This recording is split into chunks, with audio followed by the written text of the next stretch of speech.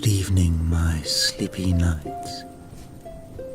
And tonight, we'll wrap ourselves in the warmth of imagination and embark on a mystical journey to the Scottish Highlands. If these tales enchant you, kindly honour the like button with a hearty click and bestow upon yourself the title of Knight by subscribing to our channel. But for now, let us unwind and traverse the mists of time to an era graced by clans, druids, and ancient magic.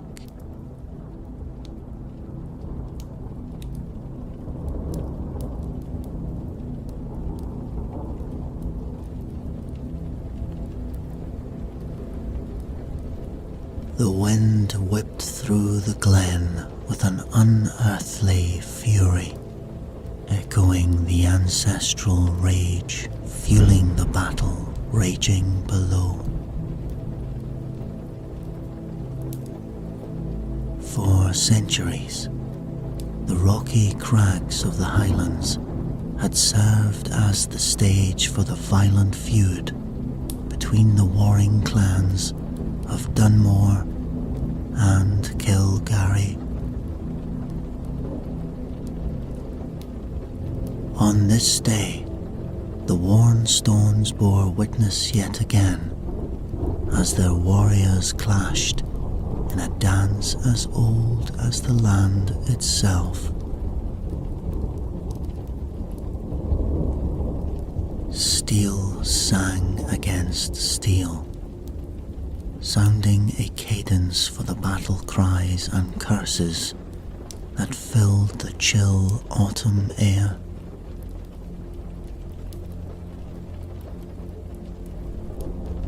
Blood soaked into the rocky soil, feeding the ancient grudges that drove the two sides with primal fervour. This was not merely war. This was retribution.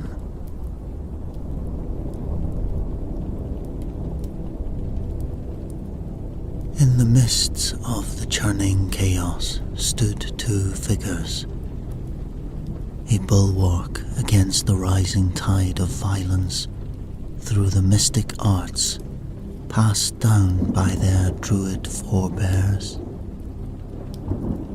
On the Kilgarry side fought Ailsa, her slender frame belying an iron will. She raised her oaken staff to the brooding skies, calling upon the gale-force winds that came at her command.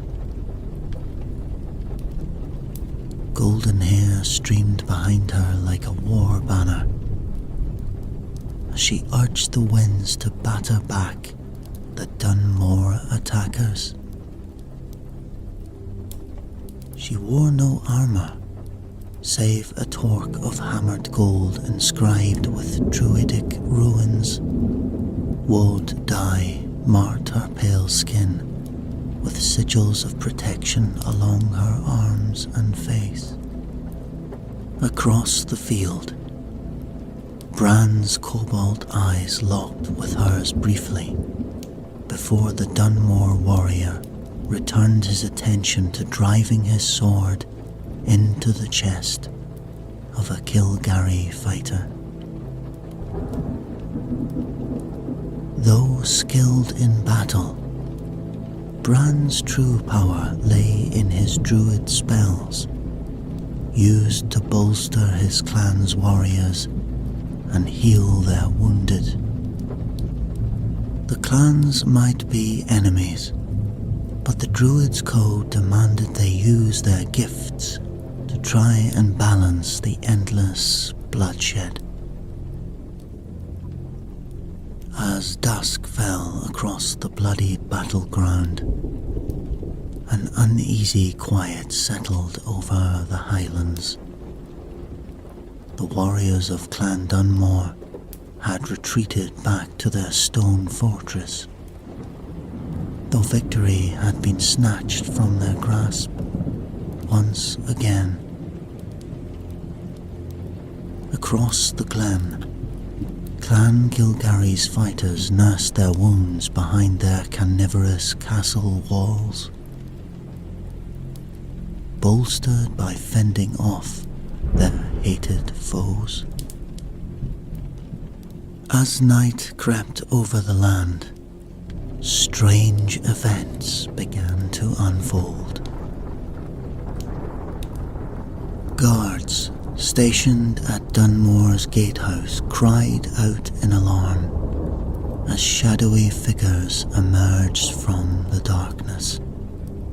Battle warriors approached, their soot-stained plaids marking them unmistakably as deceased clansmen, back from the dead.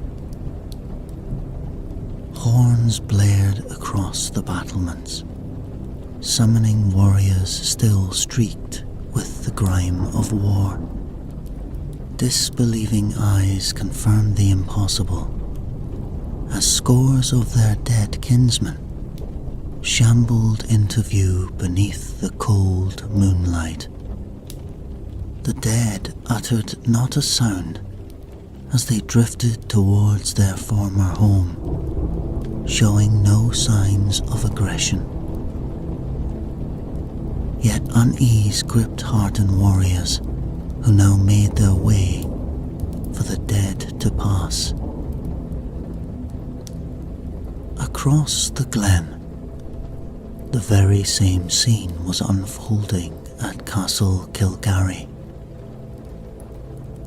Guards stood dumbfounded as fallen warriors, women and elders emerged from night's shadow to file past them in chilling silence. These were not mere ghosts. The shapes of the dead felt solid and permanent against those still living. Like a recurring nightmare, many familiar slain faces now haunted the halls their clans called home once more.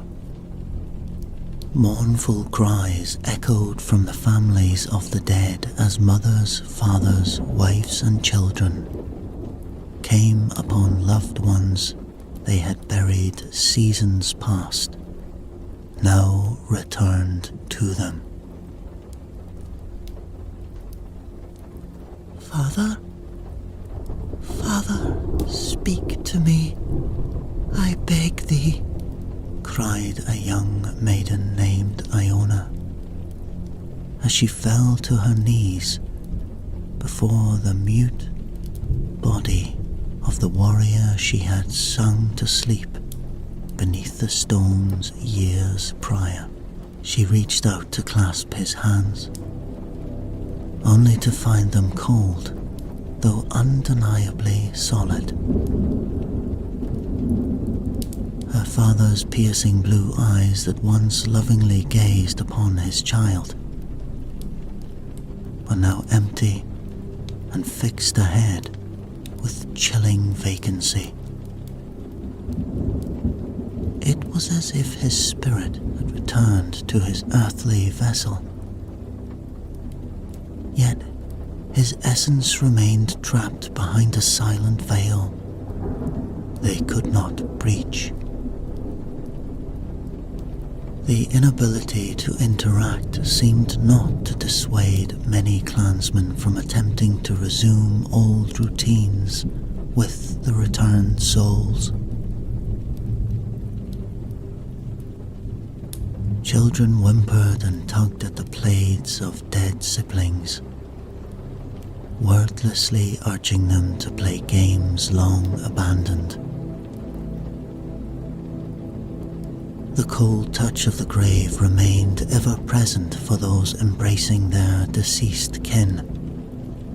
For a time, all thought of feuding was forgotten amidst the shared surreal torment.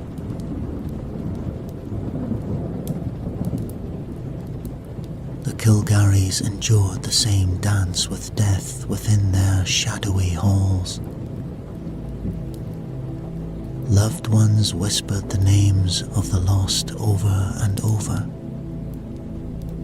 daring to hope that words might stir more than the aimless walking of the departed. As daylight illuminated the full scale of dead souls in their midst, Lagarth Kilgarry summoned his son and heir, Usdeen, to an emergency council. Never had their hallowed halls hosted so many ghosts while still drawing breath. Action must be taken if the uneasy peace was to continue holding.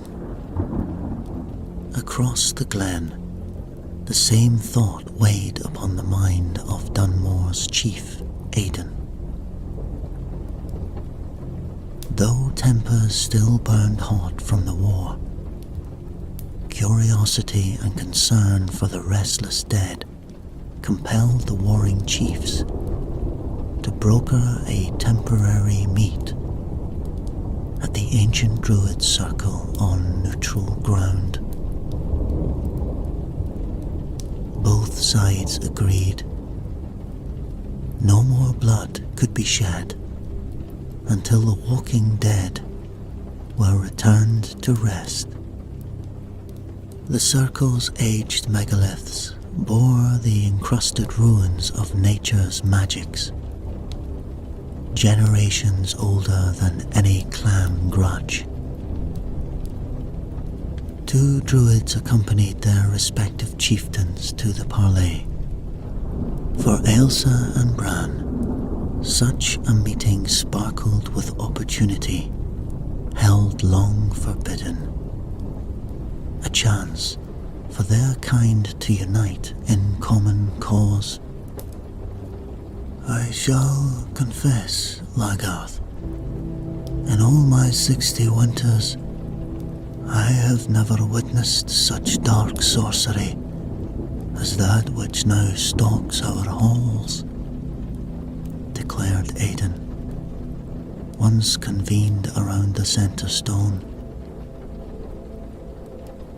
We may carry old hatreds, but this new threat proves greater than any feud. If we strike at one another now, all shall fall to shadow. Lagarth solemnly concurred, and turned his grizzled greys to Ailsa. What wisdom can you define of these restless spirits, lass? Can our protectors break whatever evil bewitchment holds their tongues hostage? Work with the Druid and solve this, so we can get back to fighting. A tense silence fell, as all eyes shifted to the two Druids, who served as protectors, healers, and counselled to their people since long before the clans first drew blades against one another. As soon as the chieftains departed, Ailsa and Bran regarded each other warily across the ancient altar stone. 4 seasons had passed since the Druids last met, under a temporary truce to tend the most critically wounded on both sides. Even as they worked to save lives, Bran's clan had broken the accord once their warriors regained enough strength to resume the feud. Now, faced with this unnatural crisis, the two found themselves united in duty once more. This time, all futures depended upon their success. I shall attempt to summon their spirits for communing when the moon is highest tonight," stated Ilsa, breaking the tense silence between them. "With fortune's blessing, we may learn what anchor holds them to this mortal realm." Though her words were steady, Bran noted traces of fear in her pale green eyes. He gave a solemn nod, tone softening, "And I shall keep vigil by their decayed bodies in Dunmore Castle. But if the spirits do not answer your call, we must turn to older magics."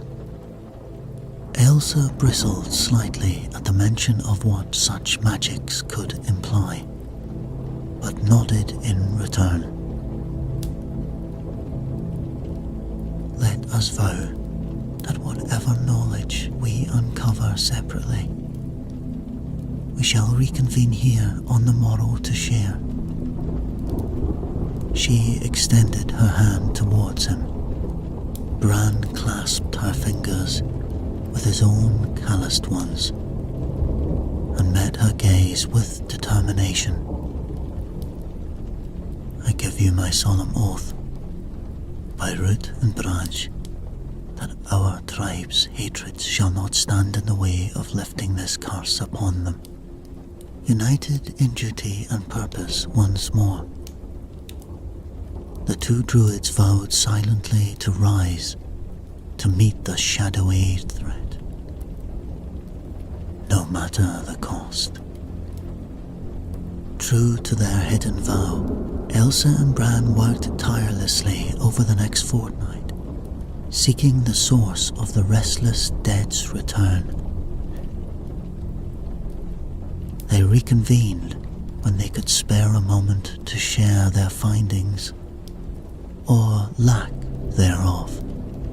Each night, Elsa invoked every banishing and containment ritual known to her order, desperate to give voice to the wordless spirits still wandering among the living. Yet try as she might to part the veil, the silence persisted. The dead would not talk.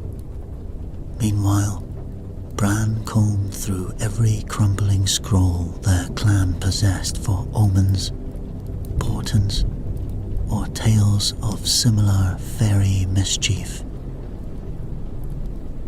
As days passed largely fruitless, resentment slowly thawed between the two druids into a professional rapport and even fledgling camaraderie. In rare moments together, they found respite from the burden of expectations their clans and chieftains placed squarely upon their shoulders.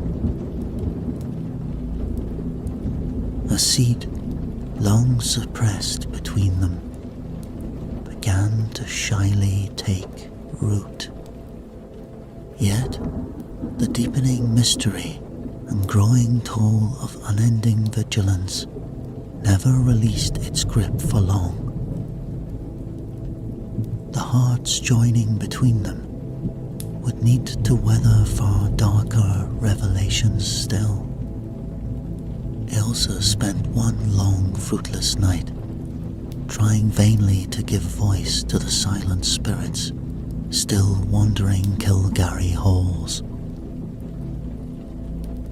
As dawn's light crept over the glen, desperate inspiration struck her.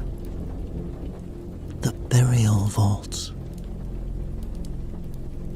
Perhaps proximity to their vacant mortal shells would grant better fortune. She raced down into the underground tombs, weaving between the draped stones until she spotted one of the living spectres hovering aimlessly near a heavy memorial marker. Her own mother, Rhoda, long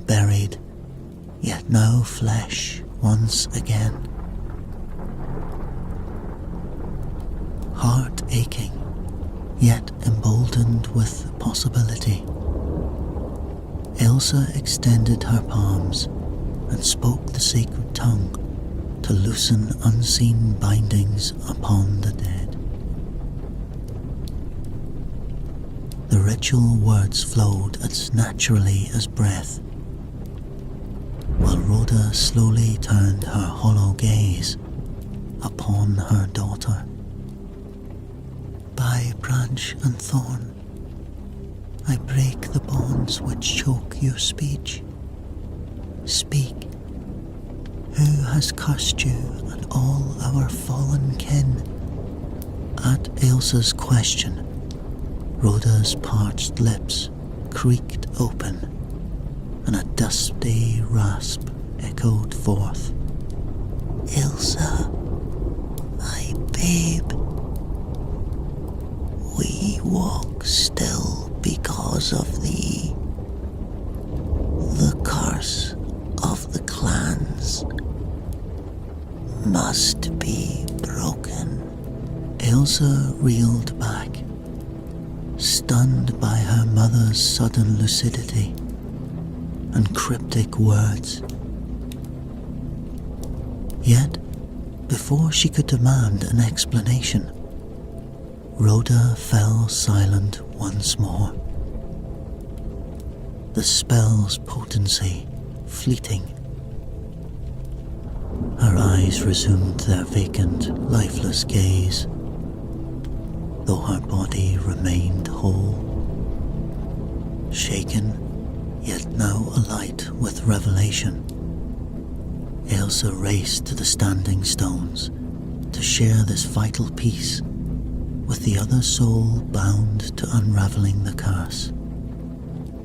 Bran. She found the Dunmore Druid already awaiting her, his sleepless eyes mirroring her own, yet widening as she breathlessly recounted Rhoda's message. He grasped her shoulders firmly. My own divinations have illuminated little, yet I suspect foul ancient magics twisted our clan's blood hatred into this dark curse. Then we must uncover what original sin spawned such evil punishment. Elsa whispered, through anxious knots tightening in her chest. What hand had she and their warring legacies unknowingly dealt to weave such a grim fate for their fallen? United by deepening dread, the two druids steeled themselves to unearth their intertwined pasts and the true forbidden seeds that flowered into the desecration of their dead. The harsh song of autumn winds echoed through the glen as Elsa and Bran pored desperately over sagging parchment and threadbare tombs.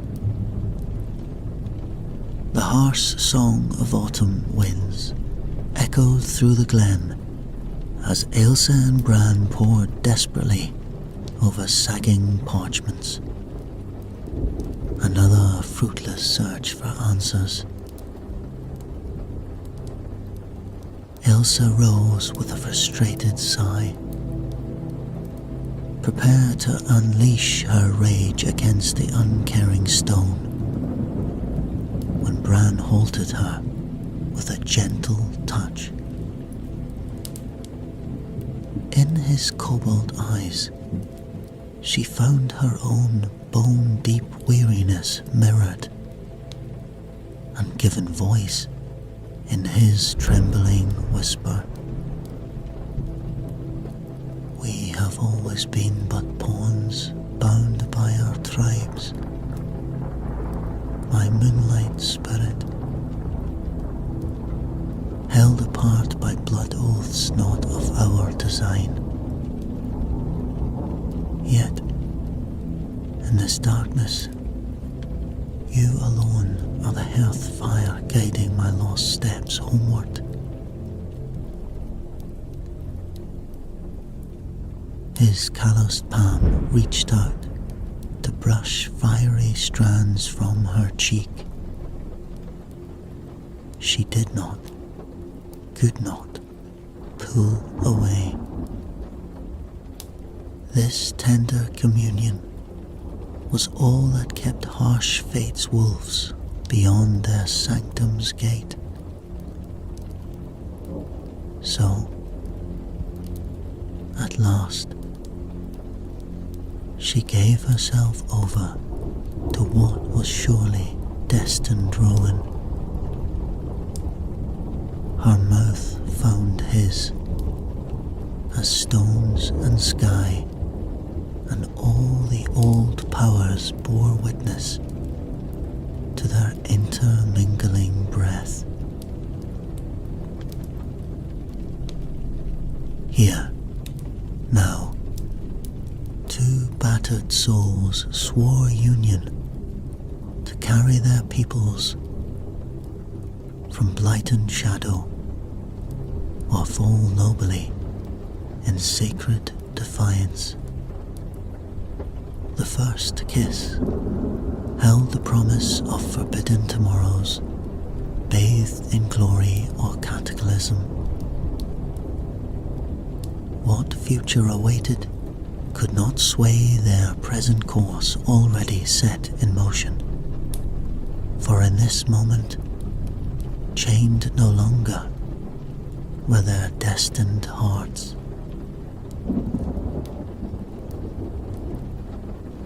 In rare stolen moments, Bran and Ailsa found sanctuary in each other's arms. Their forbidden love, a lone beacon in the darkness. Yet, revelations waiting in the shadows could not be kept at bay indefinitely. During one late night's research, Bran uncovered ancient fragments linking their tribe's feud to corrupted blood magics. Rituals meant to transcend earthly chaos and bind souls beyond this life. Twisted by mortal grievance into chains trapping spirits between worlds. But with understanding came hope. Bran and Ailsa gazed up at one another, spirits soaring as they grasped the knowledge of what must be done. To break the curse, our tribes must unlearn what centuries of bloodshed have carved into the very land, Ailsa whispered. Bran nodded, taking her hands reverently. The old binding rites were rooted in life, unity, and the eternal cycle. If our peoples vow to end all vengeance, if we consecrate our union as the ancients first intended, new oaths rooted in love shall stark the dark magics and restore the fallen to their eternal rest. As heir to the ancient arts, the Druids finally glimpsed the path that could cut short this torment. But would their war-torn kin be willing to sacrifice so much pride and hate to reclaim lost souls even death would no longer claim?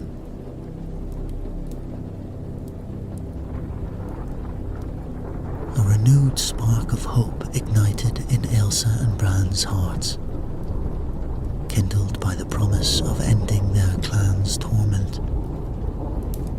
If only pride and hatred could be made to kneel before desperation's petition,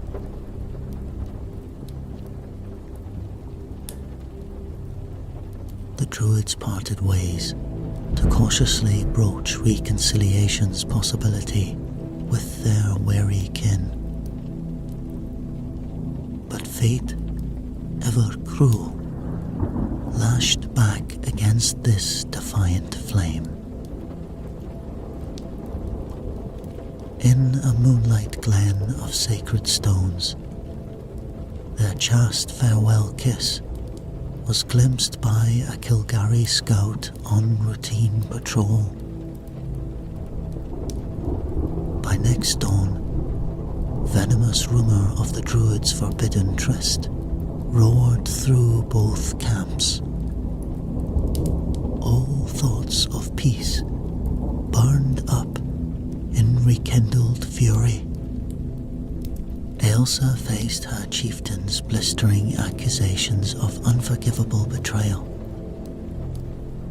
just barely quelling the clan's bloodlust for her head. Meanwhile, across the glen, Bran endured whippings as bitter penance for his treachery. In the end, the warring tribes would hear no talk of ending old curses or sacrifices. Too deep. Even with salvation for their haunted clans finally grasped, the thirst for vengeance yet eclipsed all sense of reason. Pride and rage made beasts of men once more. And Ailsa and Bran could only steal a mournful glance between them across the widening gulf, their dream of deliverance receding into wind and ash. Ailsa and Bran's desperate plea for peace fell upon deaf ears, hardened by endless cycles of retribution. Their cautious spark of hope was cruelly smothered beneath proud raging fires, now burning hotter than ever within both camps. Accusations turned swiftly back into steel as Dunmore and Kilgari warriors marshalled with murderous intent across blood-soaked fields. All thought of lifting curses faded beneath boiling crimson tides of war. Kin long departed and newly mourned braced to receive fresh souls into their tortured ranks. As battle erupted with unprecedented ferocity, the land itself seemed to cry out in anguish. Wind and rain lashed exposed skin, already streaked with gore, as the feast of violence raged on. Iron sang a vicious cadence to the sounds of warrior fury unleashed. For how could there be thoughts of salvation when all hearts nursed vengeance as a suckling babe?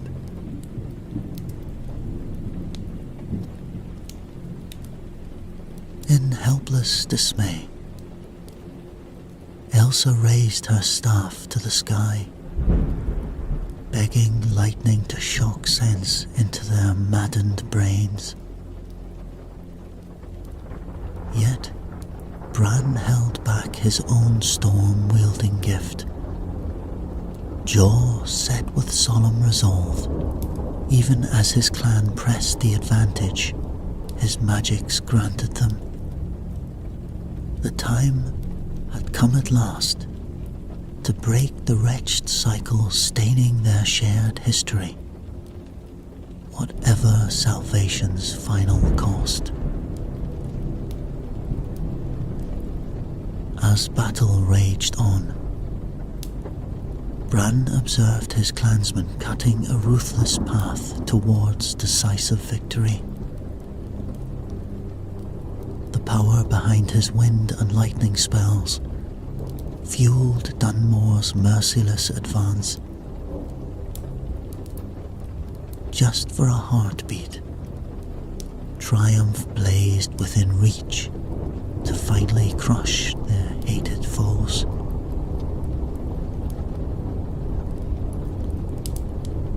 Yet, the brief image of Ilsa's anguished face flashed across Bran's mind, stealing his nerve.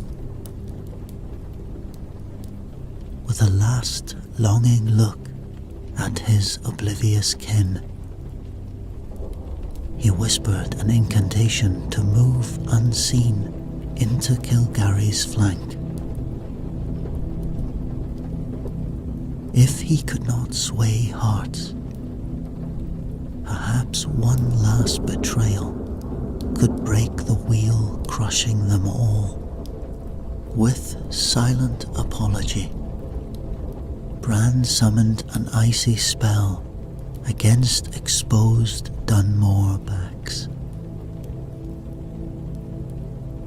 His clansmen cried out in shock and outrage at the freak storm, halting their advance. Ilsa lifted her head to behold the impossible tempest, then locked eyes with its solemn caster from across the churning field. In sad understanding passed between two druids now completely alone, Bran offered a single nod. After this day, no others need ever suffer such torment at the hands of their tribe's blood feud. The end was upon them both, come what may.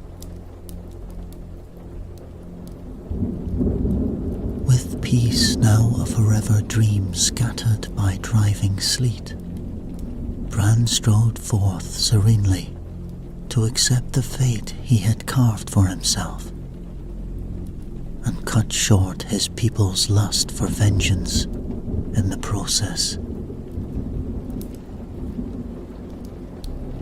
Bran's betrayal ignited Dunmore fury into an inferno. They descended upon him with curses, flying as freely as sharpened steel. He made no move to hold their advance, nor raise hand against the family-turned executioners, advancing upon their wayward son.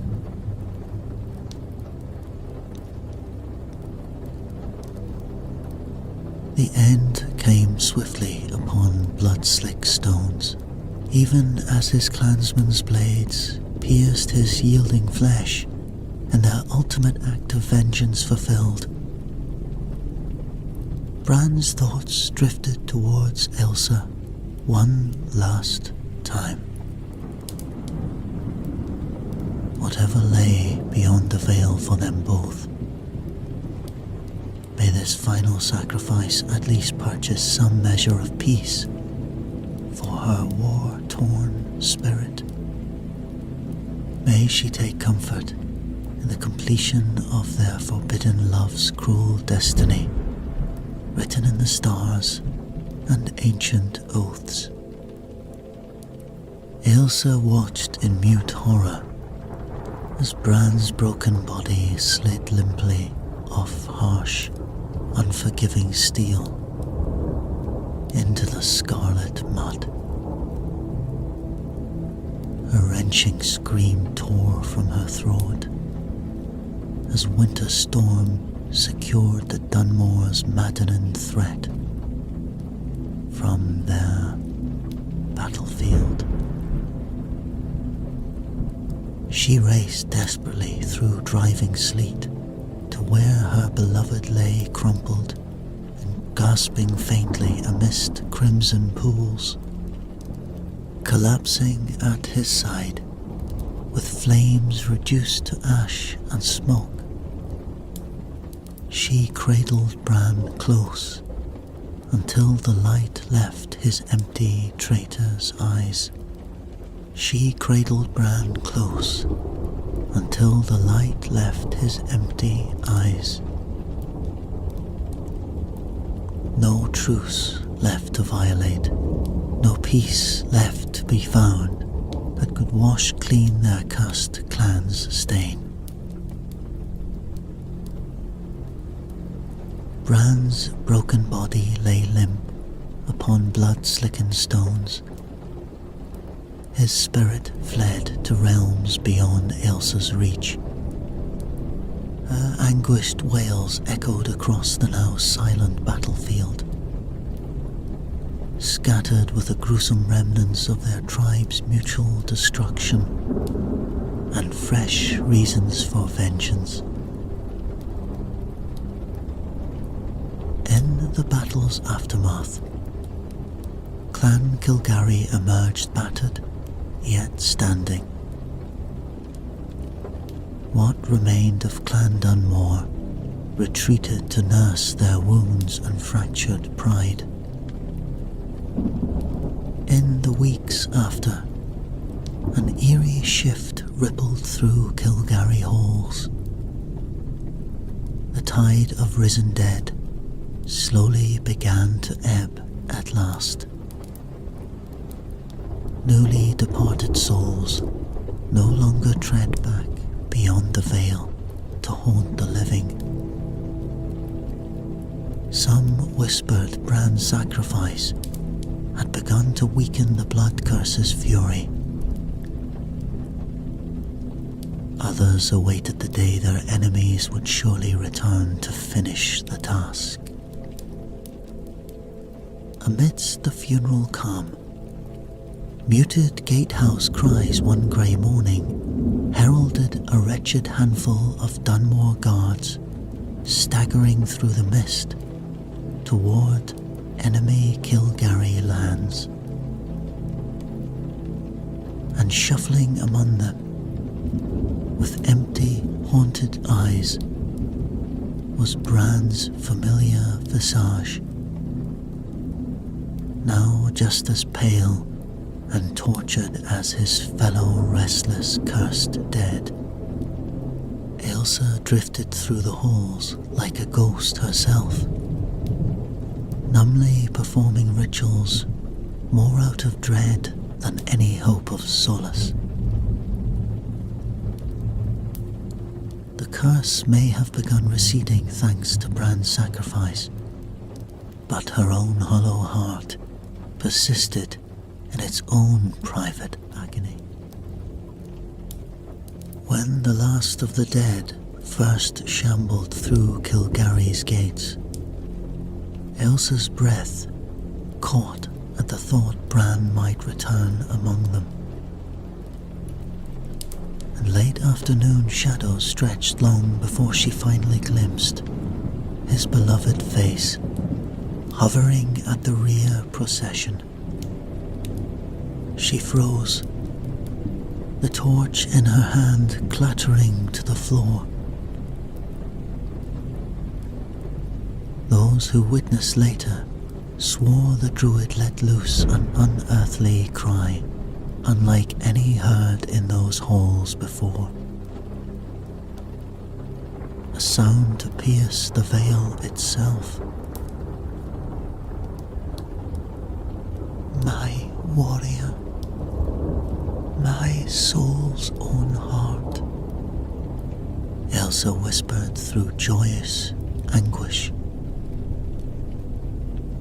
She drifted forward until mere breaths kept her lips from his. This close, only the faded glint of honouring walled paint distinguished handsome Bran from his fellow condemned. She reached to cradle the cold, too solid flesh of his face, as if the most precious treasure now restored across eternities.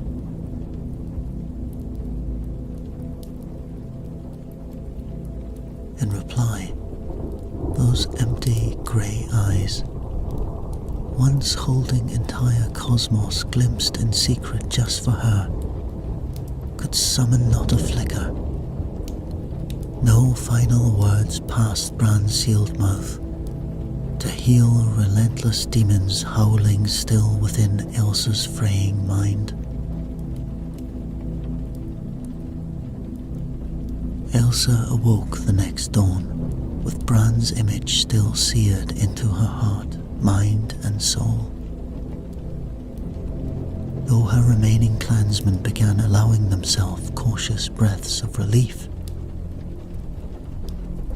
the Druid knew no true salvation could exist with her beloved still trapped in endless unrest.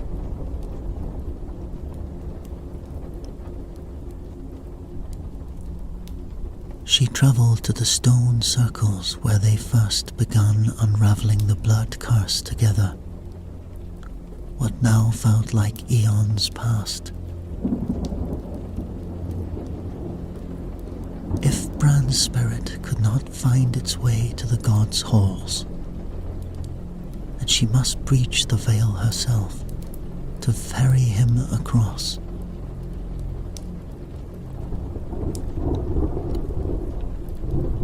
Drawing Bran's lingering spirit to the circle, she commanded he join hands with her, summoned by ruin-etched megaliths.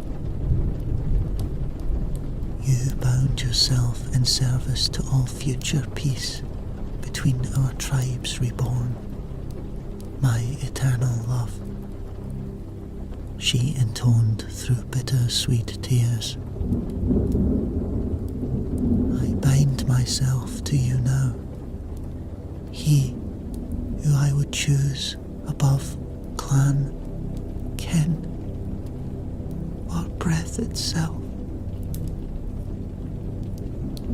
Weaving the most ancient negotiation rites, she at last uttered words to unlock Bran's damned essence from its fleshy chains. His ashen lips creaked slowly. The assembled host wept and shouted praise as Bran's beloved rumbling voice echoed once more.